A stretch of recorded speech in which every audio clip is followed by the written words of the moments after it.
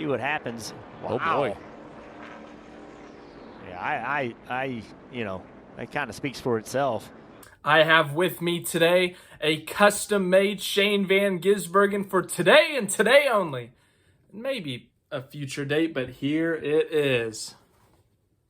It says, "Don't bother me, I'm crabby." Okay, it's not actually a Shane Van Gisbergen hat, but yeah, he's going to be wearing this hat after today. Shane Van Gisbergen was running in the top 10 late in this race, and with about 8 laps to go, got spun out by Sam Mayer. So how did this happen?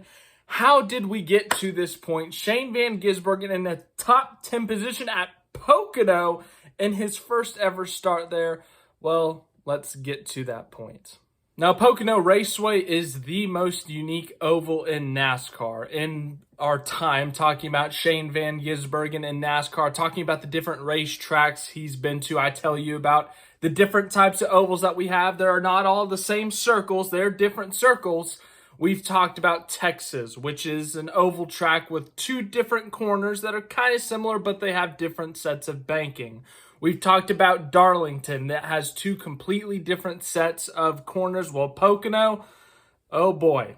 This 2.5 mile, or equivalent to 4.02 kilometers, this triangle, that's right, this track is a triangle. Its nickname is the Tricky Triangle, located in Pennsylvania, near Scranton, Pennsylvania, which if you've seen the American version of The Office with Steve Carell, it's based in Scranton.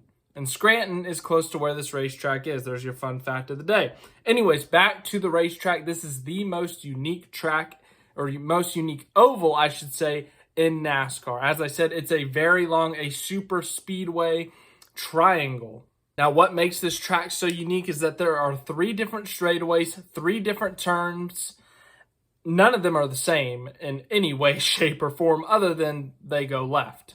Now, the unique thing about this track, as I said, with the different turns, the different length straightaways, we're about to give you those specifics, is that this track was based off a number of other tracks. Turn 1, which has 14 degrees of banking, was based off of Trenton Speedway. Turn 2, which has 8 degrees of banking, is called the tunnel turn, because the tunnel, to get inside of the racetrack, you go underneath turn 2, the tunnel turn.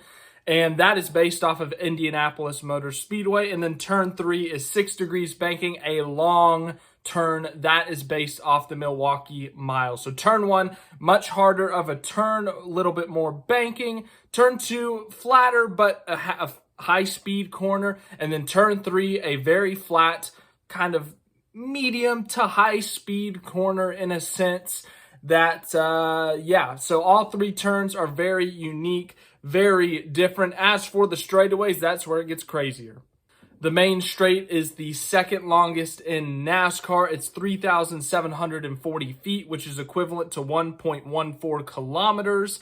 The second straight, known as the Long Pond Straightaway between turn 1 and 2, that is 3,055 feet, which is equivalent to 0.93 kilometers. And then the short chute between turns 2 and 3, that is 1,780 feet, which is just over half a kilometer's length at 0.54. So 3 completely different turns, 3 completely different straightaways. This track, and it's also an older surface, it's bumpy. There's a reason they call this place the Tricky Triangle. It is a tough place to run at. It's a tough place to win at. It's tough to do anything here. Now, as I said, Shane Van Gisbergen was running in the top 10 late in this race, so let's actually get to that point. Started this race in 26th position, as he normally does at these ovals he's never been to. Qualifies in the mid to late 20s, sometimes even the 30s. And, well, we had a caution pretty early in this one. Lap 2, we had someone lose their brakes, crash hard into the wall. That's another factor about Pocono, is that the brakes, the cars wear down at this racetrack because you're hitting north of 190 miles an hour going into turn 1, but you're turning really hard. You have to hit the brakes really hard. So this track wears and tears on race cars. So lap 2, we have a caution. Shane's running P30 because he loses a few spots off the start. And so at that point, crew chief Bruce Schlicker calls in Shane Van Gisbergen to top off on fuel. You may be wondering, why is he topping off on fuel on lap number 2, lap number 3, whatever lap it was? Well, because at Pocono is known for fuel mileage races. These NASCAR stock cars are not like your average street car. It doesn't tell you, hey, you have approximately 86 miles of gas left. Or in some older cars, it doesn't give you a little meter where it has the F at the top for full, E at the bottom for empty, and it gives you kind of a 3/4 tank, half tank, quarter tank. You're running empty. It doesn't have that. All these are calculations by the crew chief based on data, how much you're accelerating, if you're shifting, caution laps, all these different things. So Pocono, knowing that it's a strategy race, that it can come down to fuel mileage, running out of gas at the end of this thing. You're already running P30. What's another couple of spots running in P35? Why not? Come in and top it off on fuel. So then at that point, the rest of stage 1 went on. Shane Van Gisbergen was able to make his way up to 27th. And yeah, pretty uneventful stage 1 outside of that crash and pitting early on just to top off on fuel. Stage 2, Shane Van Gisbergen was able to make up a few spots on the pit lane. Had the first pit stall, which is the preferred pit stall in NASCAR because the pit selection is based off of last week's qualifying results. Of course, Shane had the pole at Chicago, so was able to make up a few spots and be up into 22nd. And that's where he sat, basically the entire stage, 22nd. He would lose a spot and go back to 23rd, then he'd make a spot back up and sit in 22nd. And something else unique about Pocono, as I said, it's a big track, 2.5 miles, or what is it? What did I say? 4 kilometers earlier. So it's a very long track, and it takes a little bit less than a minute to get around this track, meaning if you're running at the front of the field, you can pit with 3 to go in the stage, and you can get back on the track, and you can stay on the lead lap, but you have to be within about 10 seconds for that to work, and you cannot make a mistake on pit road. So a couple of drivers played that strategy. It was Sam Mayer and I think Jesse Love. So Shane was actually able to finish P20 at the end of stage 2 due to the other strategy. Stage 3 started. Shane Van Gisbergen and literally everyone else who did not pit, except for maybe 1, 2 other guys, came down to pit with about 45 laps to go. The fuel window here is about 35 to 40 laps, so everyone would have to pit again for fuel. But there were a couple guys that came to top off at the end of the caution with 1 to go before the green flag came back out that were borderline on making it to the end. Now, Shane started stage 3 in 18th, and unlike normal, he went backwards, actually. He fell all the way to 24th, and with about 30 laps to go is when the green flag pit stops began. So everyone starts coming down to pit road. Get yourself some fresh tires. You need fuel to get to the end of this race. Why not? And at the same time, there's a threat of rain. Now, the rain never showed up, so really I shouldn't even be talking about it, but it was there. And about 12 guys ran this thing long. Sometimes, like in Shane Van Gisbergen's case today, you're going backwards. The day hasn't been necessarily great. You're just trying to get all the laps in and, throw something up there. Throw a Hail Mary up there. Bruce Schlicker says, screw it. We're going to run in the mid-20s anyways. Why not try something different here? Let's stay this thing out. Let's run it out of gas if we have to and hope and pray that we get a caution. Well, that caution came. Shane Van Gisbergen was up to 6th place thanks to everyone pitting, and he was able to take massive advantage of this caution because it happened about 10 laps after all the leaders had pitted. So 21 laps to go, the caution comes out. All the leaders, all the contenders in this race had pitted, and Shane Van Gisbergen sitting in 6th. Now, obviously, he had to pit for fuel, but he gets fresh tires, has the freshest tires in the field, whereas some of the leaders had 25, 30 laps older tires, and then some of the leaders had about 10 lap older tires. So all of a sudden, Shane Van Gisbergen is restarting 17th with 16 laps to go, and he's looking like he's going to be in good position, not necessarily to win, but to have a very competitive result. And right off that restart, Shane Van Gisbergen went from 17th to 13th in half a lap. It was like, oh my gosh, this could be a top 10 at Pocono in his debut, and they're wrecking. They're wrecking behind, stacking back up. Let's get another restart going. And at this point for Shane Van Gisbergen, you want this thing to go green to the end. Why? because these restarts can get crazy. People start wrecking each other, and frankly, you got fresher tires.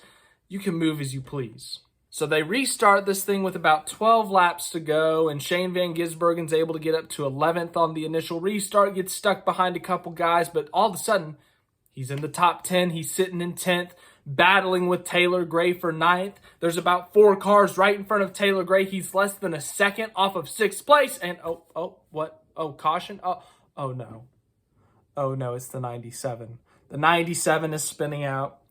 And that was it. That was essentially race over. No, the car did not have damage. It really didn't have any damage other than the tires were all shot at this point. But at this point in the race, when there's 30 cars on the lead lap and there's only 3 laps to go at a restart, yeah, you need a crash fest to have a competitive result. So that ruined the race. So let's look at this incident in more detail. Coming into turn 2, coming off the long pond straightaway, everyone's stacking up, everyone's jockeying for position, and Sam Mayer just misses the corner and just obliterates the 97. Now, you got to remember, these two do technically have history. Remember Portland, SVG's first Xfinity win. Heading into turn 1, lap 1, SVG kind of took out Sam Mayer. So Sam Mayer, he said that he did not mean to do it. He said it was an accident. And at this track, this is not a track where you intentionally wreck or spin people out. It's too high speed. It's too dangerous. You get in trouble. So it truly was an accident, guys. I saw how mean you guys were to Briscoe last week. So I'm letting you know right now, it was an accident on Mayer's part. It was a mistake. Yes, SVG is allowed to be mad at him. You are allowed to be mad at him as an SVG fan. But I'm just saying it was not intentional. But yes, Sam Mayer apologized after the race, saying that he misjudged the corner. His brakes were kind of fading late in the race and that he made a mistake. He apologized, said he didn't mean to do it. So there was no ill will. He just straight up missed the corner. He rear-ended SVG, and SVG went spinning, brought out the caution with 7 laps to go. And as I said, that was it in terms of a competitive result. Now, he was able to get fresh tires again, drove up into 20th in like 2 laps, but then coming to 2 to go, he got spun out again. No caution this time because he was able to keep it straight. But yeah, that wrote the result. He ends up finishing 31st. So 31st was not reflective on the day. In terms of speed, they ran kind of 20th to 25th, but the way the strategy played out, the way the tires played out, he had a top 10 in his hand. And for the second time this year, I get to say what could have been. Looking at Charlotte, Charlotte should have been a top 10, and this year very well could have been a top 10, maybe even a top 5. Taylor Gray, who was sitting right in front of SVG late in that race before he got spun out, he ended up finishing 5th. So I think a top 10 was for sure in the cards if he doesn't get spun. I think even a 5th place was possible. But obviously you don't know. That's not how it went. 31st for Shane Van Gisbergen today. But yeah. Once again, what could have been? Just fighting for a spot in the top 10. Sam Mayer misjudges the corner and hits SVG in the back, spins him out, and that was it in terms of a competitive result. So luckily for SVG, he has some wins in the bag, so he's already in the playoffs, but he is fighting for a top 10 spot in the regular season standings, trying to add on to those playoff points, and that definitely hurt his day. So 31st, that's going to hurt the average finish. It's going to hurt the points. So thanks for watching this video. I hope you enjoyed. As I said, Pocono is one of my favorite racetracks. It's a super unique track, just the different turns, the different straightaways, and it would have been extremely impressive for SVG to get a top 10 or even a top 5 on debut, regardless of the strategy and whatnot, but didn't work out that way. So let me know what your thoughts were in the comments, and I will talk to you guys tomorrow for the Cup Series race, same track, Pocono, and then we go to Indianapolis next week. And then we have a 2-week break for the Olympics. So I got to figure out what to do with my time there.